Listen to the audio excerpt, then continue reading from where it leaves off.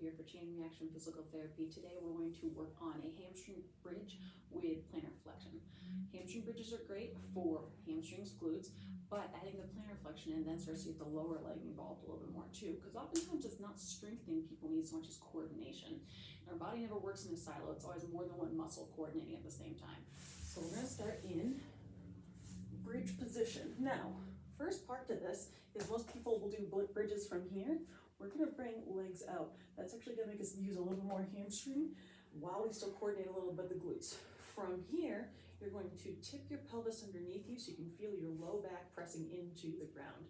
Maintaining that position, we're going to lift up. But instead of digging through heels, you're actually going to find the spot where you can basically lift your heel up just a little bit. So all the way out here, I can't lift my heel up. You can see that I can't get my heel up very much from here. So about here's my sweet spot that I'm still keeping my foot pretty far out, but I'm able to actually lift that heel up as well too. Other leg's going to come out. Now here's the hard part. From here, keeping hips tucked, we're going to bring heel up and push through that foot to just barely bring butt up off the ground. You'll notice I'm not doing much at all. It's just barely coming up. I like to say so you can just get a credit card underneath there. So not very much. From here, we're going to hold this. We're going to see if we can hold for 15 seconds. You'll notice I'm really shaking pretty hard here. This is harder than it looks.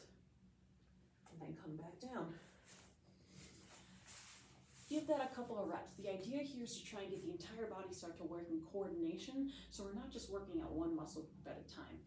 As always, if you have any questions, head on over to chainreactionpt.com and get them answered there.